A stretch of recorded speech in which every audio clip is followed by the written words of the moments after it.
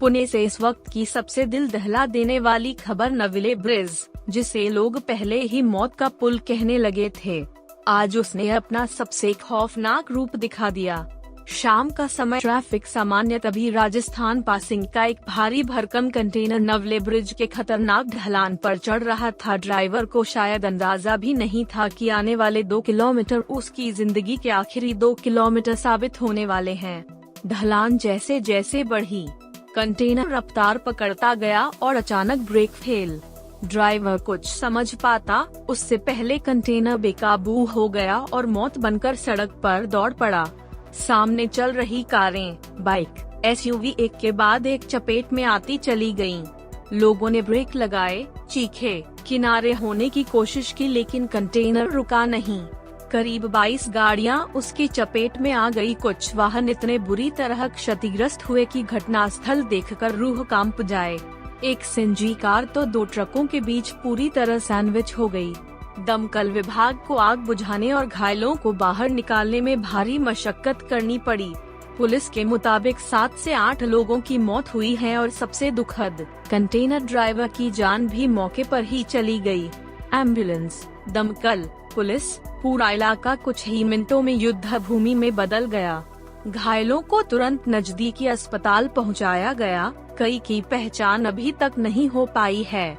हादसे के बाद कटराज से मुंबई की ओर जाने वाला मार्ग लगभग 1 घंटे तक बंद रखा गया। पुलिस जांच कर रही है क्या ये सिर्फ ब्रेक फेल था या फिर ओवरलोडिंग, लापरवाही, मेंटेनेंस की कमी या कोई और वजह।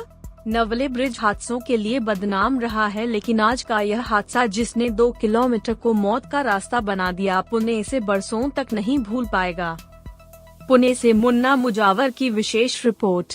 आज साधारण 5:30 to 6:45 के दरमियान एक बड़ा 18 टायर का ट्रक था, वो लोडेड था। वो सातारा टू मुंबई ये दिशा से जा रहा था।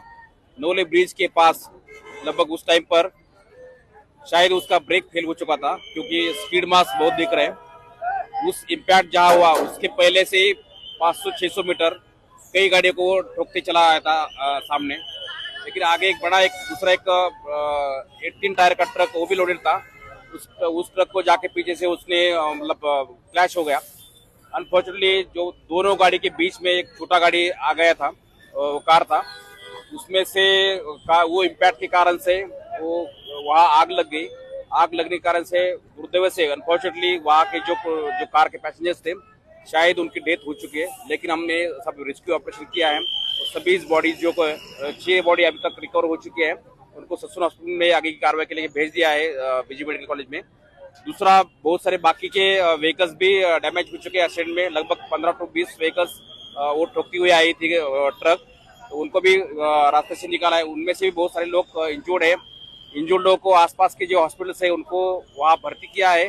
उनकी इन्फॉर्मेशन, उसका सीरियसनेस, कुछ गंभीर है, कुछ किरकोल जख्मी है, उनके आइडेंटिफिकेशन और उसके जो रिलेटिव है उनको इन्फॉर्मेशन करने का काम शुरू है। जो डेड बॉडीज है उनको ससुर हॉस्पिटल में भेजा गया है। उनकी आइडेंटिफिकेशन और उनकी बाकी की जो इन्फॉर्मेशन है वो वहाँ ससुर हॉस्पिटल में हो जाएगी। लेकिन जो इम्पैक्ट हो चुके थे, वो 2 व्हीकल्स जो है जहाँ इम्पैक्ट हो चुका था, वो दोनों भी व्हीकल्स साइड को करने का काम शुरू है। जो बीच में का एक कार था उसका पूरा वो जल गई है और उसको भी निकालने का काम शुरू है। बाकी सभी डेड बॉडीज निकालने का काम ऑलमोस्ट खत्म हो चुका है। अभी जो ट्रैफिक है, ट्रैफिक को डाइवर्ट किया है।